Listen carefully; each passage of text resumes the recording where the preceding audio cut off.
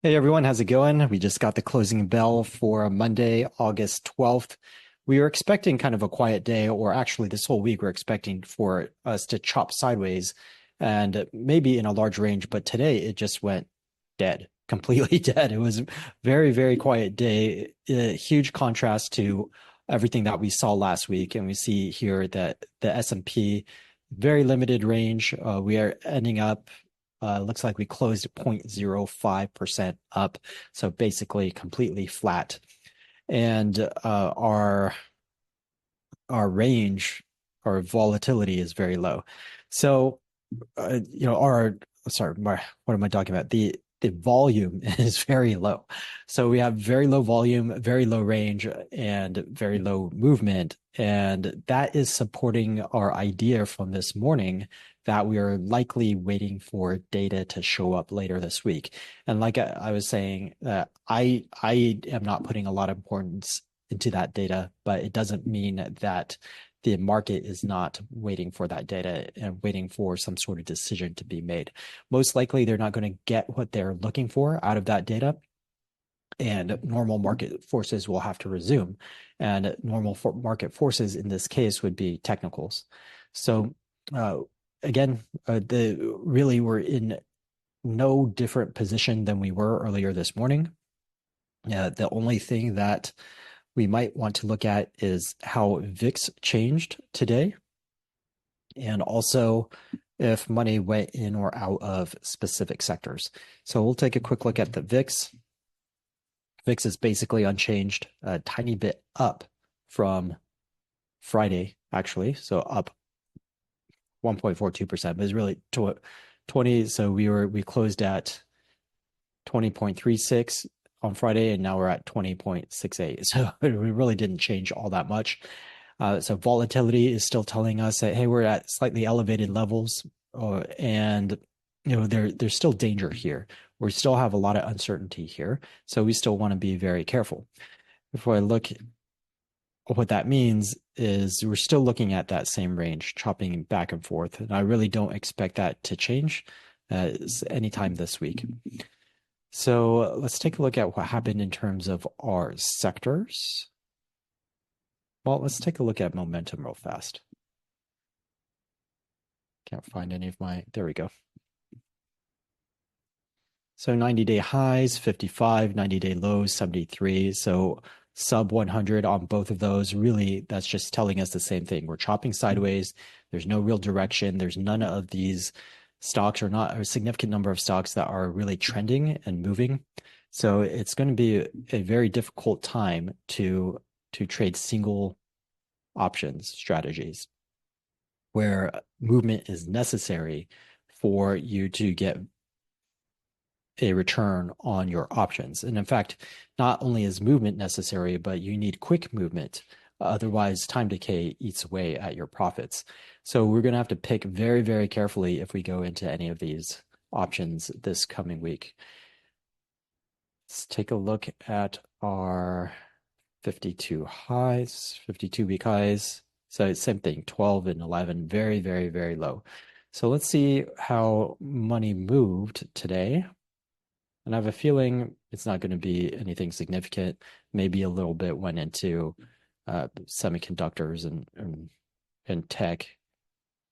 But okay, so silver and gold actually are at the top. So those are very defensive.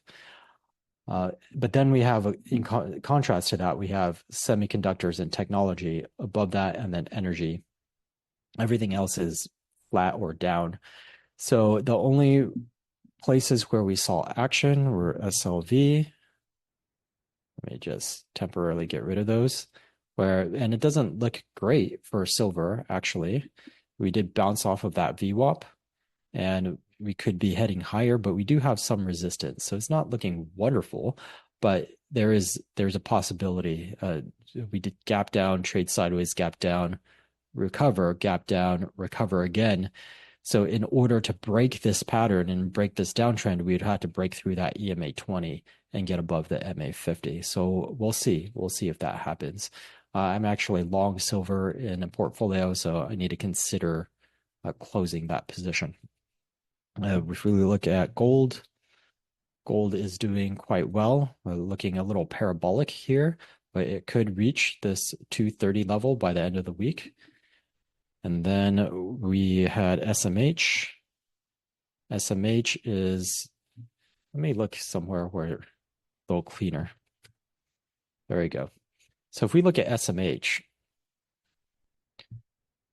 this looks like it broke a trend. That's what it looks like to me.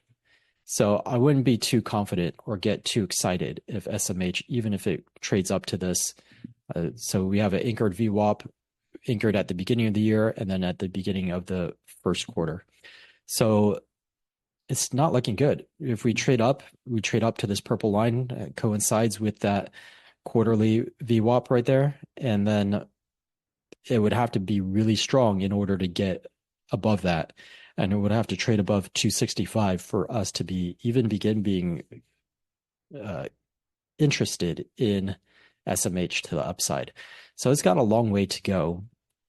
And it could very easily just turn down from here. It may not even make it up to this quarterly VWAP. It might just stay at this annual and plop back downwards. So I'd be very, very careful with SMH and tech right now. Yeah, tech is looking the exact same. It just popped right back up to that annual VWAP.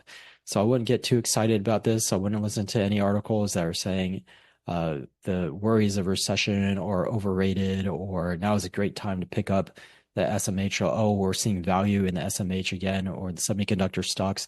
Ignore all of those articles. I've seen them. I saw them this morning as I was waking up, and I wouldn't believe it. I wouldn't buy into it. So right now, even though the XLU, so let's take a more careful look at this. Let's take a look at all of our sectors. I'm going to just take a look at the charts. Okay. So if I look at silver, that's looking like it needs a little bit of work, but it's looking okay. It's looking not wonderful, but not terrible. Gold is looking pretty good. It's mostly been chopping sideways, and if it can break above this 228 level, or basically exactly where it is right now, if it continues to move upwards, that's going to look very solid in gold. SMH looks like it broke that trend, just like I showed you a little bit earlier. And basically, it's this orange line right here. That was the MA90. That's showing us that it broke that trend. And now it's popped right back up into resistance on this MA150. And I think this is the MA20. No, MA50. These colors are actually really hard to discern. So XLK looking terrible, same thing, except it actually even worse than SMH. XLE, same thing, looking very poor. TLT looking like it could just bounce from here. This was a little bit of an extreme, a fear trade, flight to safety trade, but it looks like it could bounce up. QQQ is looking the same as SMH, XPI, neutral, but XLU is looking good. So if we at the same time period where this broke down and then is recovering into resistance, XLU pulled back to the EMA8 and is following the EMA8 upwards. This is looking a lot healthier and a lot better than XLK or SMH. And so I would definitely favor utilities over either of those two. If I look at the SPY, it's looking very similar to the SMH, where it looks like we broke that orange line. It looks like we popped above it the last couple of days, but it's struggling. Today, all it did was chop sideways. So it's struggling right here, and it could very well just pop right back downwards. ITA is looking nice and healthy. XLF is looking pretty good, as long as it can get above this EMA20. It had a little bit of trouble today. It got stopped at the EMA20 on Friday, then it traded back down to the EMA8 today. If we can get above that, then it's looking pretty good.